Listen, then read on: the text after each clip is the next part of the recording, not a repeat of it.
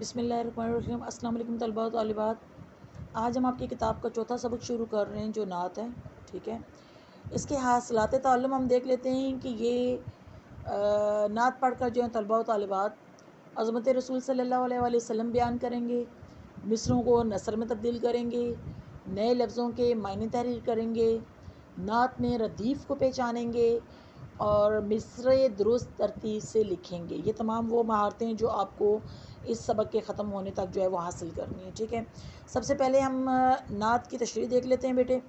تشریح کرنے سے پہلے میں آپ کو دوبارہ یہ باتیں جو ہے وہ دہرا رہی ہوں کہ آپ کو تشریح لکھتے ہوئے سب سے پہلے آپ کو شعر لکھنا ہوتا ہے۔ شعر آپ کو لازمی لکھنا ہے، ٹھیک ہے۔ شعر لکھنے کے بعد آپ نے اس میں حوالہ شاعر دینا ہے، حوالہ نظم دینا ہے، اس کے بعد تشریح کی ہیڈنگ آئے گی آپ کی، ٹھیک ہے۔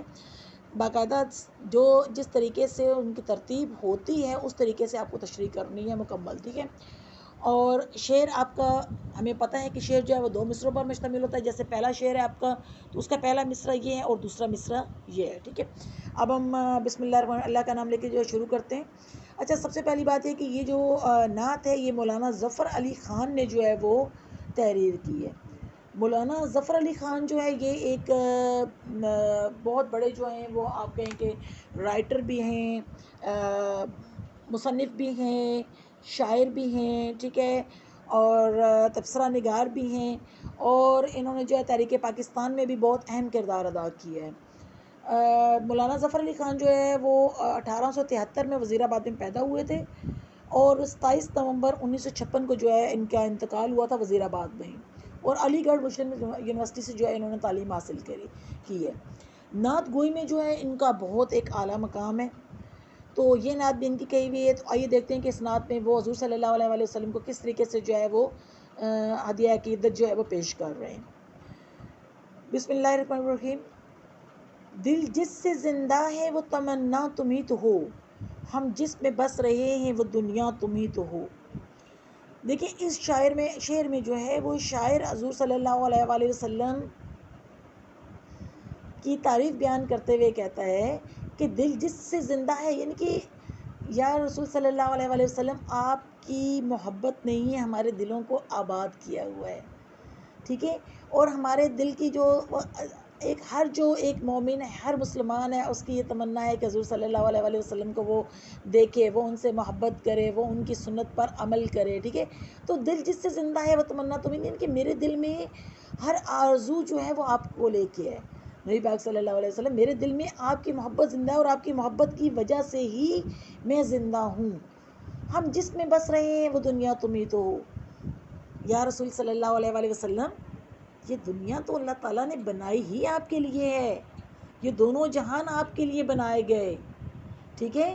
تو یہ دنیا جس میں ہم بس رہے ہیں یہ تو ہے ہی آپ کی دنیا، اور اگر آپ ہماری دنیا میں شامل نہیں ہیں، آپ کا خیال ہماری دنیا میں شامل نہیں ہے، یا آپ کی محبت ہماری دنیا میں شامل نہیں ہے تو ہماری زندگی بیکار ہے۔ ہمارے دل جو دھڑک رہے ہیں، ہماری زندگی جو آباد ہے، وہ ہمارے پیارے نبی حضرت محمد مصطفیٰ صلی اللہ علیہ وآلہ وسلم کی یاد، ان کی محبت، ان کی سنت پر عمل پیرا ہونے میں ہی ہے، ٹھیک ہے۔ اگلا شعر، پھوٹا جو سینہ شب تار الست سے، اس نور اولی کا اجالا تم ہی تو ہو۔ بیٹا تار الست کہتے ہیں اس دن کو، روز اول کو، جس دن تمام روحیں جو ہیں حضور اللہ پاک کے حضور جو ہیں حاضر ہوئیں اور انہوں نے اللہ کے رب ہونے کا اقرار کیا، ٹھیک ہے۔ وہ کہتے ہیں پھوٹا جو سینہ شب تار الست سے، یعنی اس دن وہ جو روشنی پھوٹی، اس دن کس دن؟ جس دن تمام روحیں جو ہیں وہ اللہ تعالیٰ کے حضور حاضر تھیں، اس دن جو وہ ایک کرن پھوٹی، وہ جو روشنی کی کرن پھوٹی، اس دن پھوٹا جو سینہ شب تار الست سے، اس نور اولی کا اجالا تم ہی تو ہو، کہ وہی جو روشنی پھوٹی تھی اس دن، جس دن سب روحوں نے اللہ کے رب ہونے کا اقرار کیا تھا، تو یا رسول اللہ اسی دن سے آپ کی روشنی نے جو ہے پوری دنیا کو اپنی لپیٹ میں لے لیا تھا۔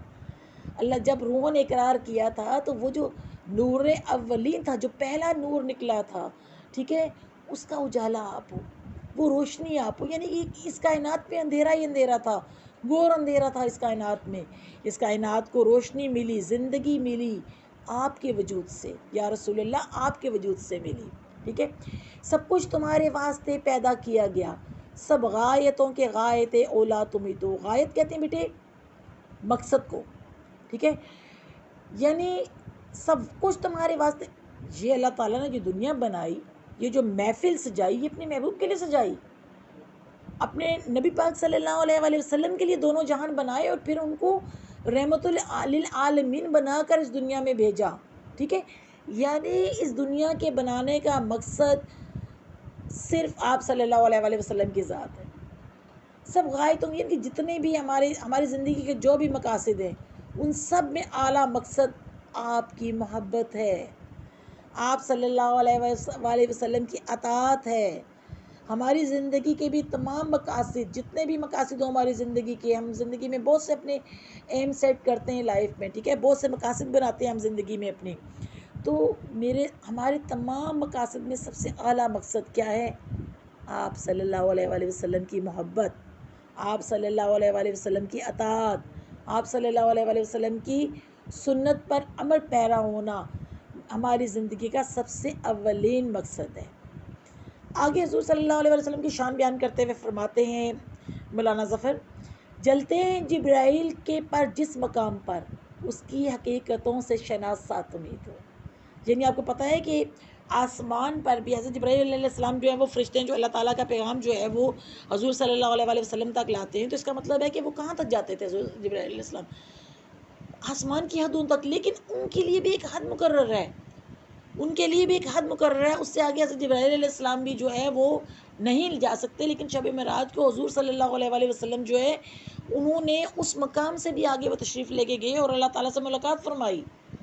تو وہ یہ کہہ رہے ہیں کہ بھائی حضرت جبرائیل علیہ السلام کے پر بھی جس جگہ پر جا کے جلتے ہیں، یعنی کہ حضرت وہ مقام، آسمانوں کا وہ مقام جہاں سے آگے حضرت جبرائیل علیہ السلام کو بھی رسائی حاصل نہیں ہے، اس سے آگے کی حقیقتوں کو بھی تم ہی جانتے ہو. کیونکہ یا رسول اللہ آپ نے وہ تمام چیزیں دیکھی ہیں، کسی انسان نے اور نہیں دیکھی، کسی فرشتے نے وہ نہیں دیکھی، کسی کو یہ اعزاز حاصل نہیں ہے. سب سے زیادہ اعزاز حضرت جبرائیل علیہ السلام کو حاصل تھا، اور جہاں پر وہ بھی رک جاتے ہیں جہاں کر اس سے آگے کی حقیقتوں کا علم بھی یا رسول اللہ آپ کو ہی ہے، کیونکہ اس سے آگے آپ ہی تشریف لے کے گئے ہیں اور آپ نے وہ جہان دیکھا ہے. ٹھیک ہے. گرتے ہوں کو تھام لیا جس کے ہاتھ نے، اے تاجدار یثرب و بطحہ تمہیں تو ہو. یثرب و بطحہ بیٹا مدینہ شریف کے نام ہے، مدینہ منورہ کے نام ہے دونوں. ٹھیک ہے. گرتوں ہوں کو تھام لیا جس کے ہاتھ نے. یہاں یہ شاعر یہ ذکر کر رہے ہیں کہ حضور صلی اللہ علیہ وآلہ وسلم جب اس دنیا میں تشریف لائے، دنیا جو ہے وہ اس وقت گور اندھیروں میں ڈوبی ہوئی تھی، لوگ ظلمت کا شکار تھے، لوگوں پہ آپ یہ کہیں کہ انسانوں پہ زندگی جو ہے وہ تنگ ہو چکی تھی، ہر طرف جہالت کا دورہ تھا. ٹھیک ہے. جہالت کے رسوم نے جو ہے دنیا کو اپنے اس میں جکڑا ہوا تھا. تو حضور صلی اللہ علیہ وآلہ وسلم اے تاجدار مدینہ، آپ تشریف لائے اور آپ نے لوگوں کو آ کر آسرا دیا، آپ نے بے سہارا لوگوں کو سہارا دیا، آپ نے ظلمت کا شکار لوگوں کو روشنی بخشی، انہیں آپ نے علم کا نور دیا. ٹھیک ہے. اگلا، دنیا میں رحمت دو جہاں اور کون ہے، جس کی نہیں نظیر وہ تنہا تم ہی تو ہو. نظیر کا مطلب ہوتا ہے مثال. دنیا میں رحمت دو جہاں اور کون ہے، یعنی کہ اس میں شاعر کہہ رہے ہیں کہ کون ہے رحمت دو جہاں، جس کو اللہ تعالیٰ نے دونوں جہانوں کے لیے رحمت بنا کر بھیجا. یا رسول اللہ وہ آپ ہی ہیں، وہ آپ کی ہی ذات ہے جسے اللہ تعالیٰ نے دونوں جہان کے لیے، نہ صرف انسانوں کے لیے بلکہ چرند پرند حشرات ہر چیز کے لیے، جن و انس ہر چیز کے لیے اللہ تعالیٰ نے آپ صلی اللہ علیہ وآلہ وسلم کو رحمت بنا کر بھیجا. ٹھیک ہے. اور آپ کی مثال وہ مثال ہے جس کی کوئی نظیر نہیں ملتی، جس کی کوئی مثال نہیں. آپ بے مثال ہیں، آپ کی کوئی مثال اس دنیا میں نہیں ملتی. ٹھیک ہے بیٹے. یہ اس کی تشریح پوری ہو گئی.